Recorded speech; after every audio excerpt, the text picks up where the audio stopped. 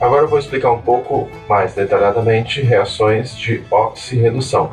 Vamos imaginar um experimento dependente do tempo. Nesse copinho aqui, que eu chamo de becker, no laboratório, imagine que eu vou mergulhar, ou vou colocar aqui uma barrinha de alumínio. Aqui é alumínio retangular, né? Então eu tenho alumínio sólido. É uma barra de alumínio no estado sólido. Vou mergulhar nesse... vou preparar uma solução com um sal de cobre. Vou pintar de azul aqui, porque possivelmente esse sal é azul. O sal é o CuNO3, 2. Você deve lembrar desse sal, nitrato de cobre, das nossas aulas sobre dissociação eletrolítica. Então esse sal em meio aquoso libera em solução os íons cobre, 2+, e os íons nitrato, que eu vou escrever aqui em outra cor, tentando enfatizar para você que o responsável pela coloração da solução azul aqui, que é uma solução azul. Os responsáveis pela coloração da solução azul aqui são os íons cobre 2. Então, na solução de nitrato de cobre, você vai ter lá íons cobre 2 e íons nitrato, além da água. Bom, vamos imaginar que o tempo passou. Então, tempo igual 2 horas. Acho que esse é um tempo suficiente. Então, vamos imaginar o que aconteceu com a nossa barrinha de alumínio. Vamos lá, qual é a cor que eu tinha colocado alumínio? Acho que foi essa cor aqui. Então, aqui o alumínio que não foi exposto à solução continua lá, alumínio metálico, intacto. O alumínio exposto à solução sofreu um desgaste. Então, estou representando assim, ó, tá vendo? Para dizer que o alumínio sofreu um desgaste. Detalhe, a solução deixou de ser azul e tornou-se incolor. Então, vamos ver as observações. As observações, o que aconteceu depois de 2 horas. Alumínio sólido desgastou-se. Desgastou-se. A solução tornou-se incolor. E tem outra observação que eu não ilustrei aqui, mas na superfície dessa barrinha de alumínio corroída, você tem cobre metálico que foi depositado.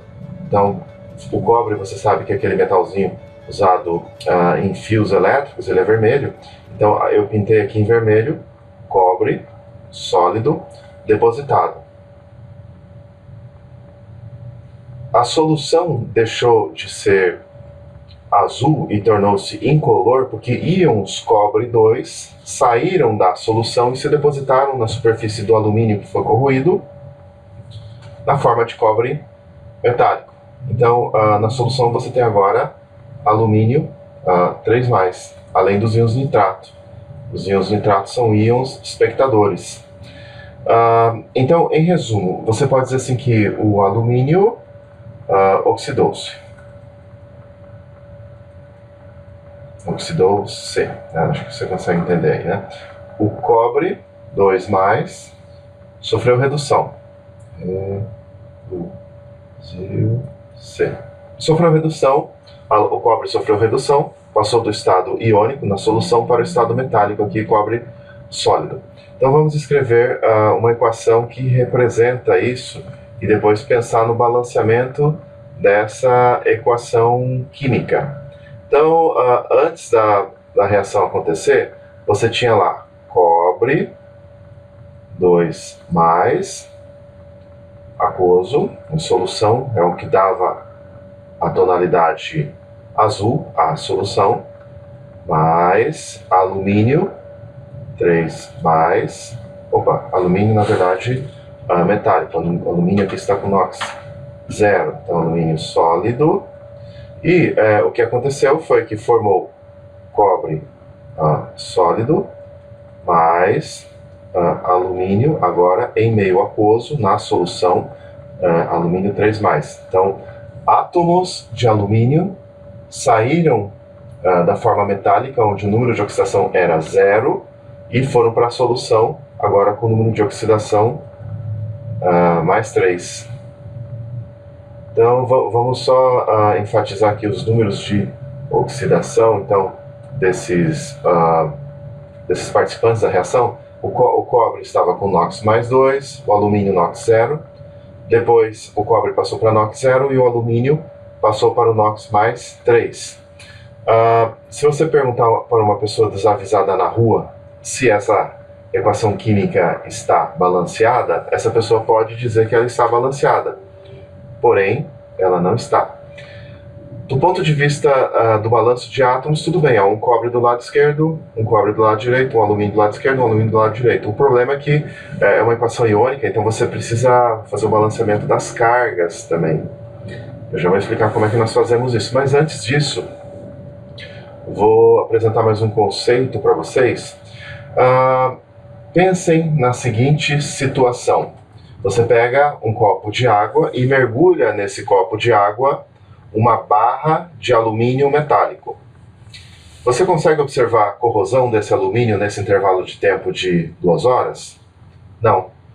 Porque a água não é um agente oxidante suficientemente forte para oxidar o alumínio. Então o alumínio não sofre oxidação. Porém, se você adicionar íons cobre 2, através da dissolução de um sal como nitrato de cobre, você vai conseguir corroer a barra de alumínio.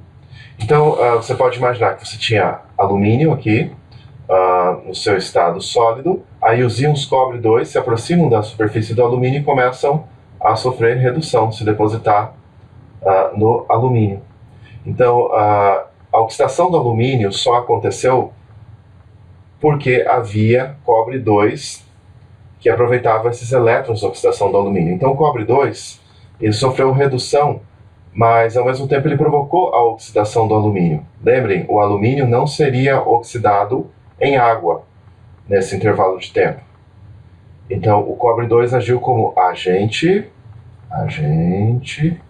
oxidante.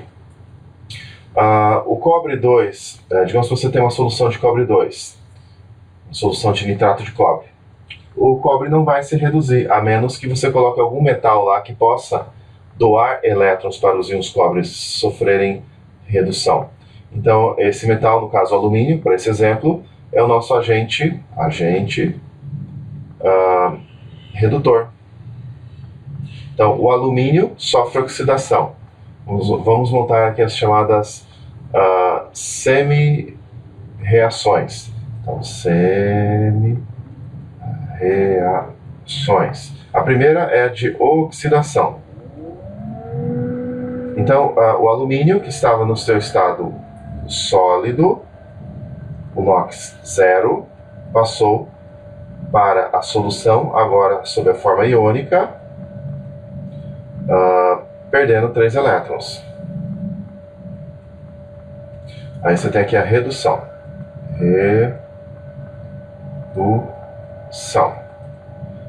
O cobre 2 aquoso ganha 2 elétrons e se transforma em cobre 0. Então, novamente, se não fosse os íons cobre 2, não haveria oxidação do alumínio.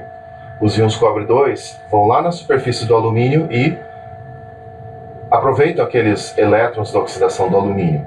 Então, eles propiciam a retirada dos elétrons do alumínio. Então, o alumínio sofre oxidação graças à presença dos íons cobre 2. Então, os íons cobre 2 correspondem ao chamado agente oxidante. É o que causa a oxidação do alumínio. Se mergulhar alumínio em água, nada vai acontecer. Mergulhar alumínio em solução de nitrato de cobre, acontece isso aqui que eu acabei de descrever. Os íons cobre 2 também, eles só são reduzidos graças à oxidação do alumínio, que é o nosso agente redutor. Alumínio perde 3 elétrons na oxidação, o cobre recebe 2 elétrons. Então eu até vou colocar por extenso aqui uma frase importante. para vocês considerarem no balanceamento. Então aqui está essa frase impactante aqui. O número de elétrons perdidos pelo agente redutor é igual ao número de elétrons recebidos pelo agente oxidante. Agente redutor é quem sofreu oxidação, alumínio. Agente oxidante é quem sofreu redução. Então esse número de elétrons deve ser igual.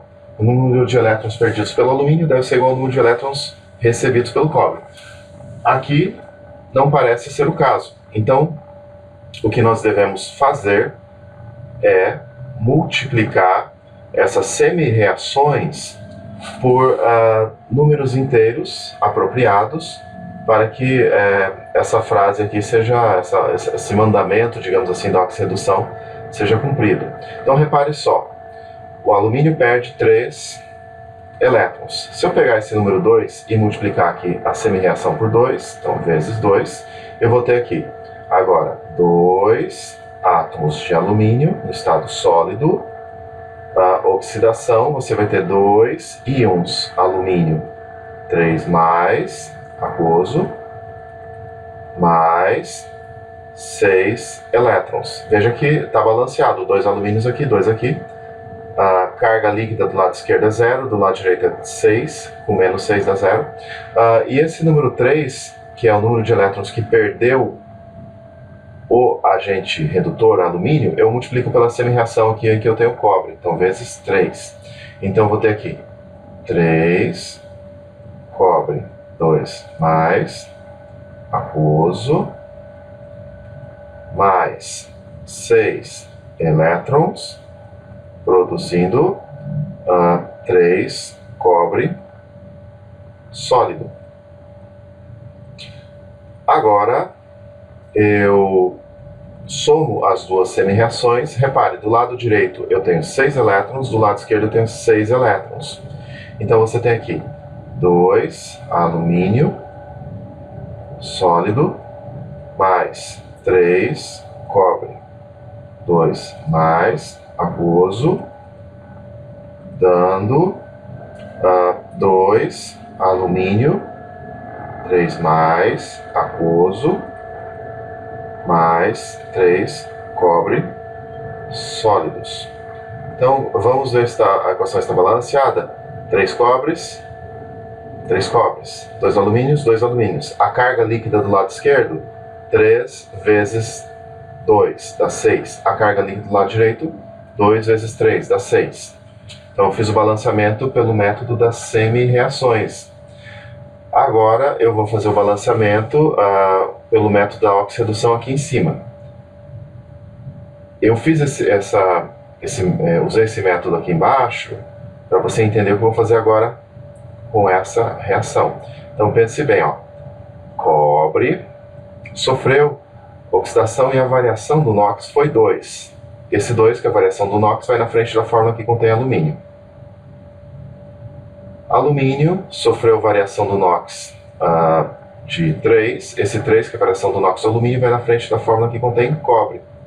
Por quê? Para garantir que esse mandamento aqui seja cumprido, que o número de elétrons perdidos pelo agente redutor seja igual ao número de elétrons recebidos pelo agente oxidante. Veja esse 3. Então esse 3 aqui, dessa multiplicação, que eu multipliquei aqui essa semi-reação. Esse 2, não é esse mesmo 2 aqui que eu multipliquei a semi-reação de oxidação do alumínio? Legal, né? Bom, acho que por hoje tá bom. Eu já tenho uma série de outras videoaulas mais antigas sobre oxirredução. Então vocês aproveitem e estudem esse assunto tão importante. Até a próxima videoaula.